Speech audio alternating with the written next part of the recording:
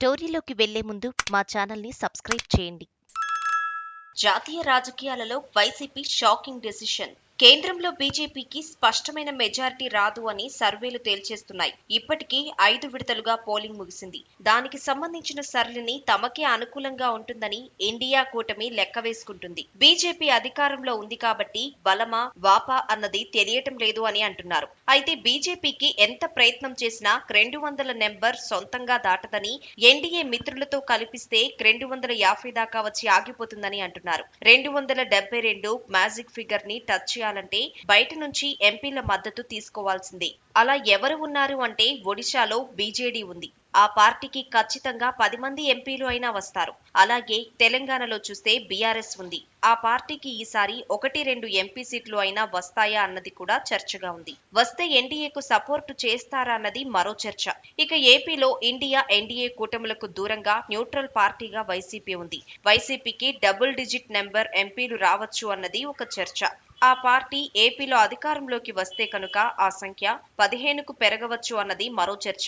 ఏది ఏమైనా వైసీపీ ఎంపీలు కేంద్రంలోని బీజేపీకి చాలా కీలకంగా మారుతారు. అయితే ఎన్డీఏలో టీడీపీ మిత్రుడిగా ఉంది. పైగా ఎన్డీఏకు వైసీపీ సపోర్టు చేస్తే ఏర్పడే ప్రభుత్వంలో ఏపీ నుంచి టీడీపీ మంత్రులు కూడా కేంద్రంలో ఉంటారని అంటున్నారు. మరి ఏపీలో ఉప్పు నిప్పులా ఉండే వైసీపీ టీడీపీల మధ్య రాజకీయం సలసలా మరుగుతూ ఉంటుంది. అలాంటిది టీడీపీ కేంద్రంలో మంత్రి పదవులు నిర్వహిస్తే బయట నుంచి మద్దతు ఇస్తూ ఆ పల్లకి మోయడానికి వైసీపీ సిద్ధపడుతుందా అన్నదే అక్కడ చర్చ.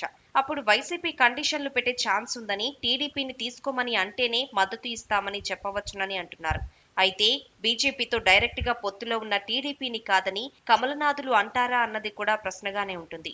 ఏది ఏమైనా ఏపీలో మొత్తం 25 సీట్లను తన ఖాతాలో వేసుకోవడానికి బీజేపీ చూస్తోంది. కానీ ఈసారి ఆ పార్టీకి చాలా ఇబ్బందులు రావచ్చని అంటున్నారు. 2014లో బీజేపీకి పూర్తి మెజారిటీ ఉంది కాబట్టి వైసీపీ మద్దతు అవసరం లేకపోయింది. అయినా వైసీపీ పరోక్ష చెలిమి చేసిందని అంటారు. అలాగే 2019లో కూడా బీజేపీకి పూర్తి మెజారిటీ దక్కడంతో వైసీపీకి ఎంపీలు భారీగా ఉన్నా కూడా పెద్దగా ఉపయోగం పడలేదు. అయినా కీలక బిల్లుల సమయంలో మద్దతు ఇచ్చింది. అప్పుడు టీడీపీ ఎన్డీఏ మిత్రుడు కాదు కాబట్టి అలా సరిపోయింది. కానీ ఈసారి పొరపాటున బీజేపీకి మెజారిటీ తగ్గి వైసీపీ అవసరం పడితేనే అసలైన రాజకీయం మషాలా ఉంటుంది అంటున్నారు. మొత్తం మీద చూస్తే ఏపీ రాజకీయాలు కమల దళానికి ఏ మాత్రం మింగుడు పడవని అంటున్నారు. న్యూట్రల్ విధానం అవలంబించి ఉంటే 2 పార్టీల మద్దతు దక్కేదని, అలా కాకపోతే మాత్రం వైసీపీ ఇండియా కూటమి వైపు జరిగినా ఆశ్చర్యం లేదు అని అంటున్నారు. చూడాలి మరి ఏం జరుగుతుందో.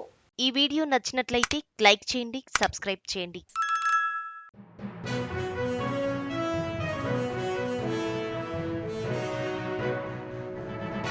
మీ ఊరికి సంబంధించిన సమస్యలను, ఇతర వార్తలను 9440486321 నెంబర్కు వాట్సాప్ ద్వారా వీడియోలను పంపగలరు.